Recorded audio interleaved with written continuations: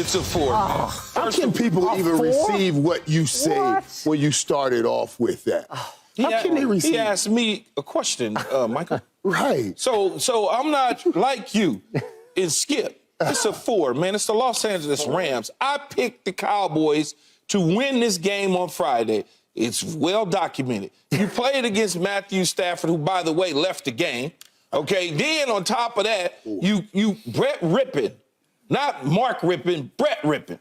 A totally different quarterback they insert into the lineup, and y'all want to run around and beat y'all chest based on the score. A win is a win is a win. I understand that. I get that. But the real test is coming this weekend against the Philadelphia Eagles. You have yet to win a game against a quality opponent. You 14-24 this season. I mean, teams that you've beaten are 14-24 this season, Michael. Come on now. I get it. A win is a win is a win.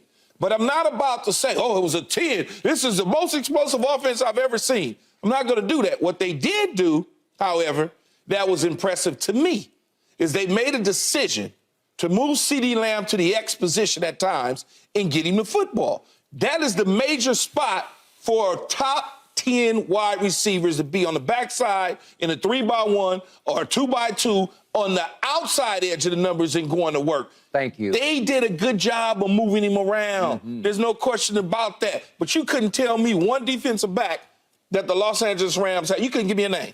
You can't give me one name, Michael, of one of them dudes at that cornerback position. I'm not going to poo-poo the win. It's great. But I'm not getting ready to send them to Vegas based on that. I understand you want me to. Dak Prescott played really good football. But he always plays good football against these type of opponents. You know it and I know it. Okay, Michael Parsons, big-time crawl sack. Y'all harassed the starting quarterback one time. Y'all sacked him one time. Matthew Stafford one time. Y'all supposed to have this vantage pass rush of a defense. Y'all got to him one time. We were all over him. Y'all got to him. We knocked him out of the game. Y'all got to him one time. His hand, man, stop. His hand hit the helmet is why he left. Terrorized him. Okay, so how many times did you actually sack him? Okay, but we lead the league in pressures, and we added to the lead yesterday because he was on his back foot all day. And now you take all that pride and all that. But y'all gave up 3 sacks to them on Dak Prescott. You got to protect him against this Philadelphia Eagle team this weekend coming up. I'm arrested this way. I'm going to give you the W, and you can take it and run to Vegas if you want to with it. But I'm just telling you, when real opponents come, that's the test. You've yet to beat a real opponent. Get him, Michael. Well, all of them, first of all, are real opponents. No, they're not. They are all real people. They all wear real football uniforms. They're all playing in this real NFL. You know what I'm saying, Michael. Key, I want to hear what you're saying. But when you start your statement off with, I'm giving them a 4 on a thorough victory like that. Whoa, Key. A thorough victory. I saw offensive weapons. You saw defensive weapons. You saw special team weapons.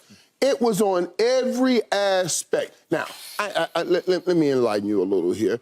I had a conversation with Dak, interview with Dak last week, and we sat and talked, and I talked to him about it, and Dak said something that I kind of sat back on, but I wanted to see.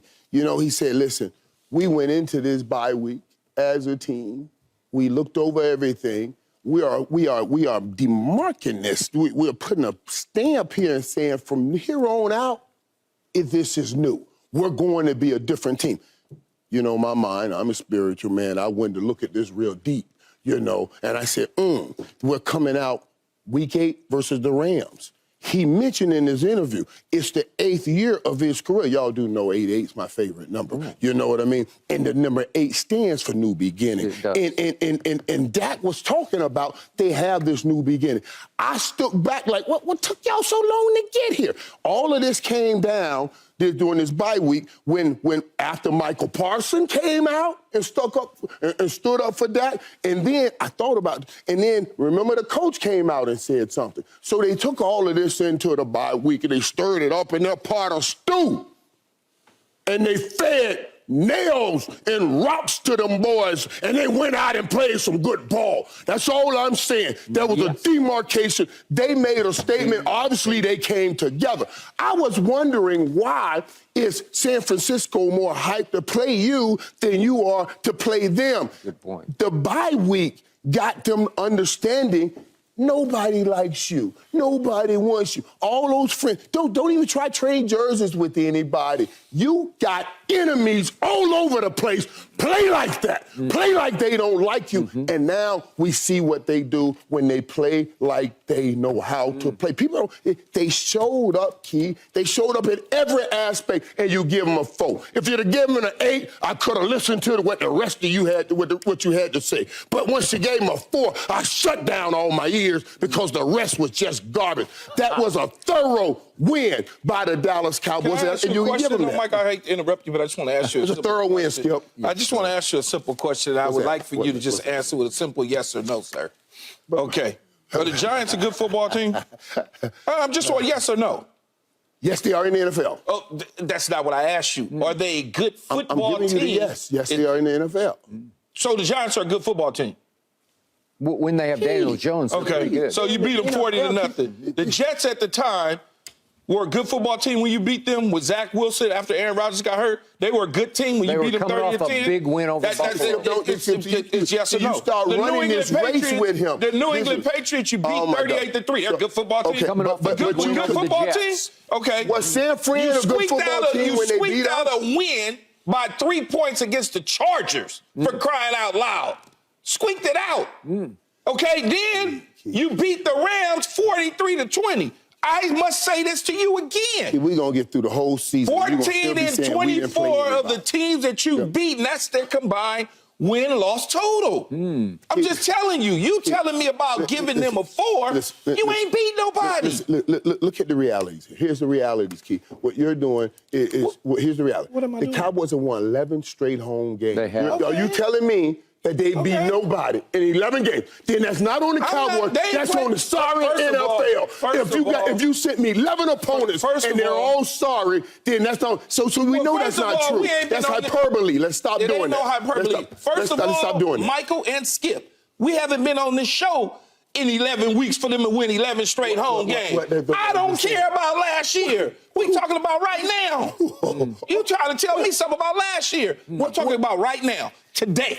Okay. They ain't played 11 games, buddy. But you just told me about last month, last week, all the games before. You were just talking about it. You ain't focused on today. If I gave in the game they played yesterday. If I went back and gave you the teams that they beat last year and combined them with the ones that y'all won this year, oh my goodness. So y'all they will crucify you for that, Michael. Everybody does this. You guys, everybody, all the people out there, I get you on social media doing something. You go into a limited history. That's not history. That's your history. History is history. Once you crack the door, you got to swing it wide open. We can go in there. So don't be trying to say, well, this history. Skip, y'all had won in 30 years. But beginning of the season. I'm saying now, Skip, that's all I'm doing. How many times building up to the Rams game did you say on this show, sitting in that very chair you're in right now, the Rams are dangerous? You kept telling you said it before. Dangerous. Rams are dangerous. Right. They are a dangerous football team on offense. They were 33-3, and that's fine. I didn't say that they was going to beat you. Largest defeat. That's not what I said. Here is the point. I picked Second Dallas. largest defeat of Sean McVay era. The second largest defeat in the Sean McVay. I give you 14-24 of the opponents we have beaten. Yes. But look what we have done to said opponents, because to Michael's point, we've won 11 in a row, but we've won 3 for 3 at home. And we've won by scores of 30-10 over the Jets and 38-3 over Belichick and 43-20 over McVay and Matt Stafford. If you took them 3 teams that you just named and you combine them together and try to put a roster of players, at that time that y'all was playing them, you couldn't even do that.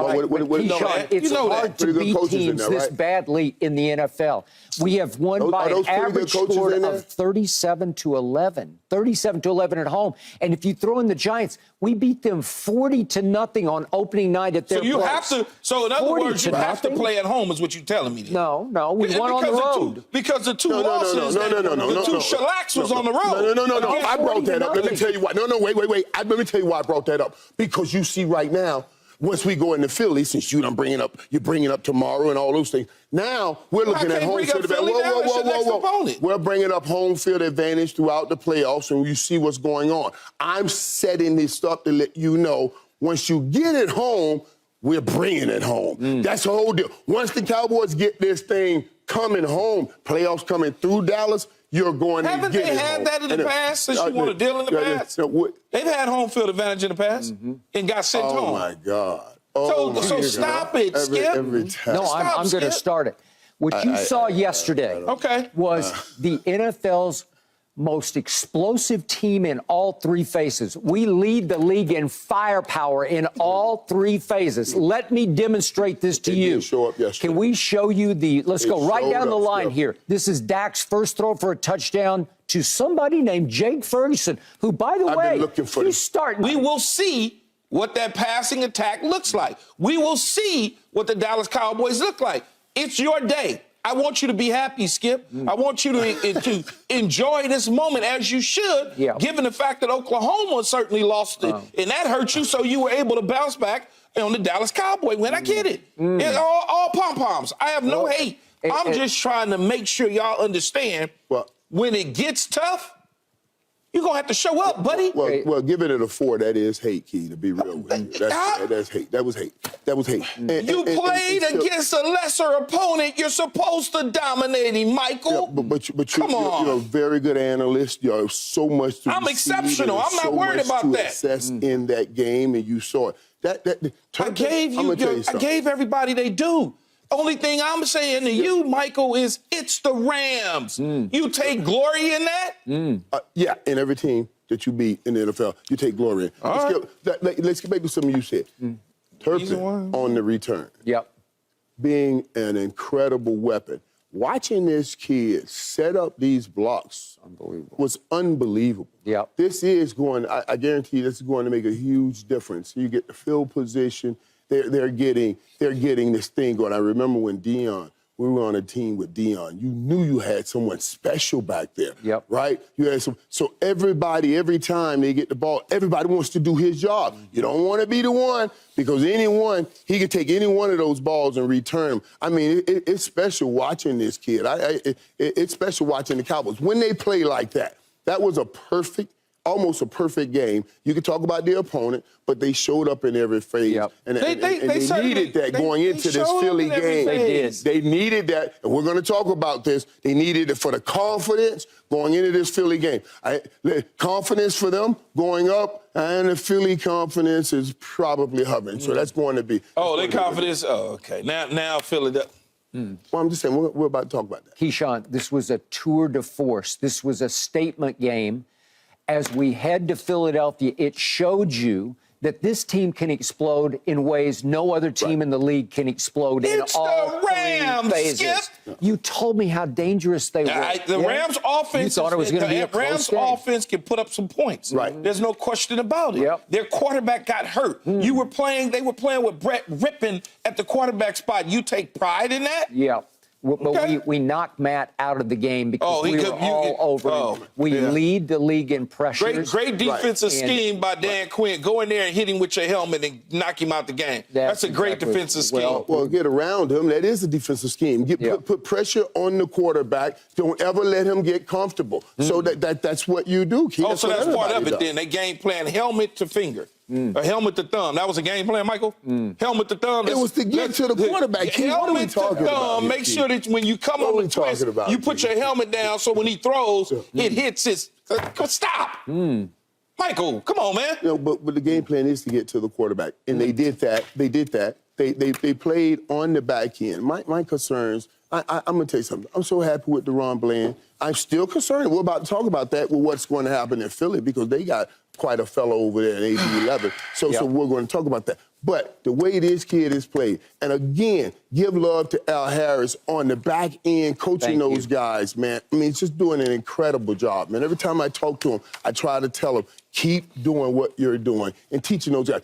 not to just take guesses, but educated opportunities to change the game. That's what he calls them. They're educated opportunities to change the game, and he's coaching them great. You know that ball was thrown inside. I'm not going to let you get away with that. Come on. And late. He was under fire from that pass rush. 11 from heaven. Okay. Thanks for watching, Undisputed fans. Do you want more highlights from the show? Make sure to click that subscribe button for all the exclusive content from Undisputed.